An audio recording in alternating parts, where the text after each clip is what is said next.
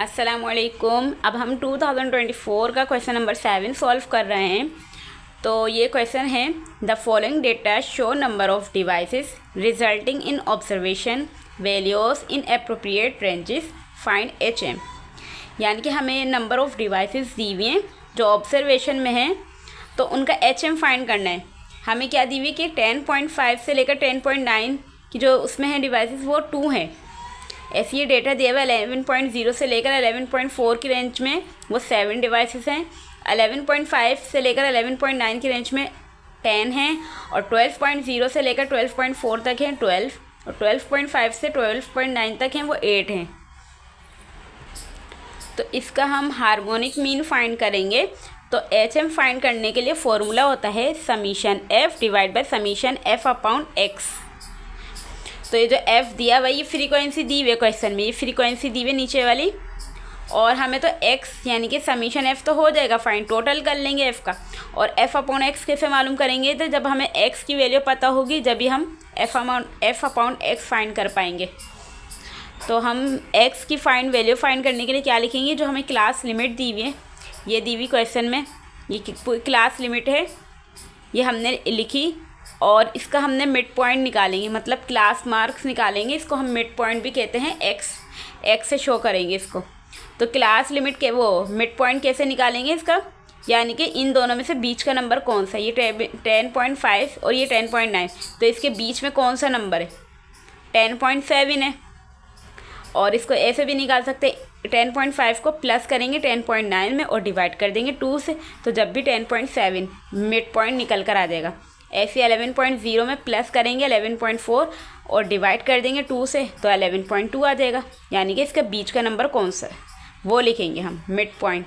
Class marks से मतलब X की वैल्यू इस तरीके से निकलती है, बीच का नंबर होता है मिड पॉइंट। और F जो फ्रीक्वेंसी दी हुई है वो लिख देंगे ये। तो F अपॉन X कैसे फाइंड हो जाएगा? F को डिवाइड करवा लेंगे X से, यानी कि 2 को डिवाइड करवाएंगे 10.7 से, तो आंसर आएगा 0.1869। ऐसे 7 को डिवाइड करवाएंगे 11.2 से, तो आंसर आएगा 0.625। इसी तरीके से सारी वैल्यूज़ को करवाएंगे, फिर इनका टोटल कर लेंगे। तो ये समीशन मतलब टोटल है। F अपॉन X का टोटल आ जाएगा 3.2801, और F का टोटल आ जाएगा, समीशन मतलब टोटल आ जाएगा 39। फॉर्मूले के मुताबिक वैल्यूज़ पुट करेंगे। HM का फॉर्मूला होता है summation F divide by summation F upon X। तो समीशन F की जगह 39 लिखेंगे और डिवाइड करवा देंगे 3.2801 से, तो आंसर आ जाएगा 11.889। So please like, share and subscribe. 2024 का क्वेश्चन नंबर 11 का और पार्ट सॉल्व कर रहे हैं। तो क्वेश्चन है find the mean deviation of the marks of students which are 4, 7, 12, 76, 48, 4, 51। तो ये अन ग्रुप का क्वेश्चन है, मार्क्स दिए हुए हैं, तो इसका मीन डेविएशन फाइंड करना है हमें। तो मीन डेविएशन फाइंड वो फॉर्मूला होता है हमारा summation determinant x minus mean, ये मीन लिखा हुआ है, और डिटर्मिनेंट क्लोज करेंगे, डिवाइड करवाएंगे n से, नंबर से। तो हमारा जो फॉर्मूला है ये है ना, समीशन x माइनस का मीन, मतलब कि इसमें फॉर्मूले में हमें मीन चाहिए। तो मीन किस तरीके से फाइंड करेंगे और इसका डिटर्मिनेंट भी मालूम करेंगे। तो वो कैसे करेंगे? सबसे पहले हम मीन निकाल लेते हैं कि फॉर्मूले में हमें ज़रूरत है। तो फॉर्मूला होता है मीन का, ये मीन का साइन है, एक्स के ऊपर बार लग जाएगा तो मीन का साइन हो जाएगा। तो उसका फॉर्मूला है summation x divide by n. तो हम समीशन एक्स मतलब सारे नंबर्स को टोटल कर लेंगे, ये 4, 7, 12, 76 इन सब का टोटल करेंगे। और नंबर कितने हमारे ये टोटल 1, 2, 3, 4, 5, 6, 7, तो 7 से डिवाइड करवा देंगे। तो इन सब को प्लस करके फिर 7 से डिवाइड करवाएंगे, तो हमारा आंसर आएगा 28.85। तो ये हमारा मीन का आंसर हो गया। इस तरीके से अब हम क्या करेंगे, इसका डिटर्मिनेंट निकालेंगे। कैसे निकालेंगे? एक्स की जगह सारी वैल्यूज़ लिख देंगे, ये 4, 7, 12, 76। अब इसका मीन निकालेंगे हम, अब हम x माइनस मीन लिखेंगे, मतलब कि जो x की वैल्यू है ना उसमें से माइनस करवाएंगे जो मीन की वैल्यू आई है 28.85 सब में से, तो आंसर आएगा माइनस का 24.85। इस तरीके से ये भी 7 इधर एक्स की वैल्यू में से माइनस करवा देंगे मीन की वैल्यू 28.85, तो आंसर आएगा माइनस का 21.85। इस तरीके से 12 में से करवाएंगे मीन की वैल्यू, सब जगह मीन की वैल्यू लिखेंगे और एक्स की वैल्यू में से करवा देंगे माइनस, तो आंसर ये आएंगे। ये माइनस में, ये भी माइनस में, ये भी माइनस में है और ये माइनस में, तो जो भी वैल्यू माइनस में होगी वो भी प्लस हो जाएगी इसमें। जब इसका डिटर्मिनेंट ऐसे निकलेगा, एक्स माइनस मीन है, अब इसका डिटर्मिनेंट का आंसर कैसे निकलेगा, जो वैल्यू माइनस में वो भी प्लस में हो जाएगी, जो प्लस में है वो प्लस में ही रहेगी। फिर इन सब का टोटल कर लेंगे तो ये आ जाएगा summation determinant x minus mean का आंसर है 176.85। तो हमारा फॉर्मूला होता है मीन डेविएशन का, ये फॉर्मूला है। तो इसकी जगह पर summation determinant x minus mean का डिटर्मिनेंट डिवाइड बाय एन, तो इसका आंसर लिख दिया 176.85, डिवाइड करवाया 7 से नंबर से, तो आंसर आ गया 25.26 मीन डेविएशन का आंसर। तो आई होप ये क्वेश्चन भी आपको समझ आया होगा, तो please like share and subscribe the channel को। अब हम क्वेश्चन नंबर 12 सॉल्व कर रहे हैं 2024 का क्लास 10 के पास पेपर का। तो क्वेश्चन है सेक्शन सी में है, find the inverse of the matrix.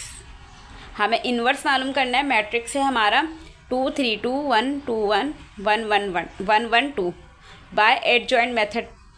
Adjoint method से इन्वर्स मालूम करना है, तो इन्वर्स फाइंड करने के लिए हमारा जो फॉर्मूला है ए इन्वर्स बराबर है adjoint of A divide by determinant of ए।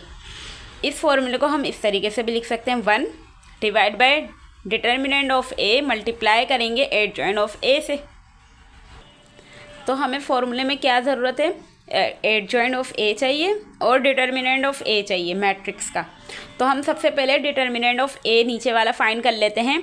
तो इसका डिटर्मिनेंट किस तरीके से निकलेगा, ये पूरा मैट्रिक्स हमने ऐसे ही लिख दिया है जो हमारे क्वेश्चन में ना, वो ऐसे लिख दिया, लेकिन इसकी मैट्रिक्स की जगह साइन क्या आ गया, डिटर्मिनेंट का आ गया अब साइन। अब हम इसका डिटर्मिनेंट कैसे निकालेंगे, पहले हम ऊपर जो कॉलम है, ये कॉलम है और ये रो कहलाती है हमारी। तो पहले कॉलम की वैल्यूज़ को बाहर निकालेंगे, 2 1 1, इसको बाहर निकालेंगे, वैल्यूज़ को इधर बाहर निकाली 2 1 और 1। सबसे पहले साइन देंगे प्लस का, माइनस का, फिर प्लस का, ये इस तरीके से साइन देंगे। तो इसका क्या मतलब है, यानी कि हमने 2 बाहर निकाला है ना, तो इसका मतलब है हमारी 2 मतलब इसका कॉलम और रो हट जाएगी। तो कॉलम और रो हटाई तो क्या वैल्यू बची हमारी, 2 1 1 2 1 1 2, तो ये वैल्यू बची 2 1 1 2।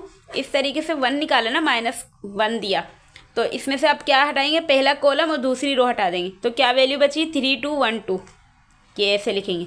ऐसे ही 1 निकालेंगे तो ये 3 2 2 1 इस तरीके से लिखेंगे।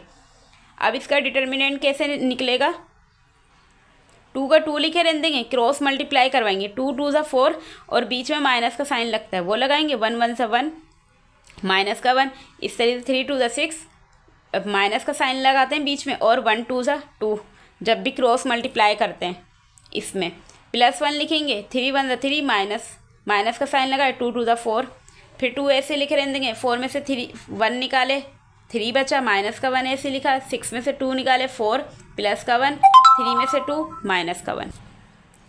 अब हम 2 3 ज़ा 6 मल्टीप्लाई कर देंगे, माइनस 4 1 ज़ा 4 माइनस प्लस माइनस माइनस और 1 1 ज़ा 1, साइन को भी मल्टीप्लाई करवाते हैं। 6 में से 4 निकाले 2 बचेगा और 2 में से 1 तो 1 बचेगा। तो डिटर्मिनेंट का आंसर आया है 1, 0 नहीं आया तो इसका क्या निकलेगा, इन्वर्स भी निकलेगा। डिटर्मिनेंट ऑफ बराबर है 1 के, 0 के नहीं है, तो therefore the inverse of A exist, तो इसका इन्वर्स एग्जिस्ट करता है। तो इन्वर्स मालूम करने के लिए हम now we find all cofactors of A, हम कोफैक्टर्स मालूम करेंगे पहले सबके। तो कोफैक्टर्स मालूम करने के लिए मैंने क्या नंबर दिया, जो हमारी वैल्यू थी ना, पूरा वो होता है क्वेश्चन जो दिया हुआ था हमारा मैट्रिक्स 2 3 2 1 2 1 1 1 1 1 1 2, तो इसको बराबर करा A11 A12 A13 21 A22 A23 A31 32 33, तो इसके सारे कोफैक्टर्स निकालेंगे अब हम। तो A11 कैसे निकालेंगे, इधर माइनस का 1 ही लिखेंगे, माइनस का 1 देंगे पहले, और ये 1 + 1 1+1 का मतलब है कॉलम और रो, यानी कि पहला कॉलम और रो होगी, मतलब पहला कॉलम और पहली रो को हटा देंगे, स्किप करेंगे, तो पहला कॉलम और पहली रो हटाएंगे तो क्या नंबर बचेंगे हमारे 2 1 1 2, 2 1 1 2 बचेगा, तो वो लिखेंगे हम 2 1 1 2। अब ऐसे लिखेंगे, माइनस का 1 ऐसे लिखा, 1 में 1 प्लस करा 2 आएगा और क्रॉस मल्टीप्लाई करवा देंगे, 2 2 ज़ा 4, माइनस का साइन लगता है बीच में, 1 1 ज़ा 1, माइनस के 1 को 2 टाइम्स पढ़ेंगे तो 1 आएगा, 4 में से 1 निकालेंगे 3, 1 3 ज़ा 3, तो A11 का आंसर आ गया 3। अब इसी तरीके से A12 फाइंड करेंगे, तो माइनस का 1 लिखते हैं इधर हम हमेशा ही, 1 में प्लस करेंगे 2, मतलब 1 में प्लस करेंगे 2, और इसको कैसे करेंगे, मतलब कि 1 कॉलम और दूसरी रो हटा देंगे, 1 कॉलम और दूसरी रो हटाएगी, तो क्या नंबर बचे 3 2 1 2, 3 2 1 2 लिखेंगे। वही माइनस के 1 में 3 प्लस करेंगे 3, 1 में 2 प्लस करेंगे 3, 3 2 ज़ा 6, माइनस का साइन 2 1 ज़ा 2, 6 में से 2 निकाले 4 बचेगा, माइनस 1 को 3 टाइम्स पढ़ेंगे तो माइनस का 1 होगा, 1 4 ज़ा 4, माइनस का 4, माइनस प्लस माइनस का 4 आ जाएगा A12 का आंसर। इसी तरीके से ये भी करेंगे, 1 कॉलम और 3 रो हटा देंगे, अब हम पहला कॉलम, अब तीसरी रो हटाएंगे, तो क्या नंबर बचे 3 2 2 1 बचा हमारा, तो ये लिख देंगे अब हम 3 2 2 1 बचा, तो इसका A13 का आंसर माइनस का 1 आएगा, A21 का आंसर कैसा देगा, माइनस का 1 लिखा, 2 में प्लस करेंगे 1, और इसका मतलब है दूसरी रो हटाएंगे और पहला कॉलम, नहीं दूसरा कॉलम और पहली रो हटाएंगे, तो क्या नंबर बचे 1 1 1 2, 1 1 1 2, इस तरीके से निकालेंगे। A21 A22 भी इसी तरीके से निकालेंगे, फिर 23 भी इस तरीके से निकालेंगे, फिर 31 भी निकालेंगे, और A32 भी इसका आंसर 1 आ जाएगा, और 33 का आंसर भी 1 आएगा। अब हमने लिखा एडजॉइंट ऑफ A, सारे हमने कोफैक्टर्स लिखे, इन सब का आंसर जो जो आया था ना, A11 का, A12 का, A13 का, वो सब लिख दिए मैंने। इसके बाद ट्रांसपोज निकालेंगे, इसका T से ट्रांसपोज निकालेंगे, तो कैसे निकलता है ट्रांसपोज,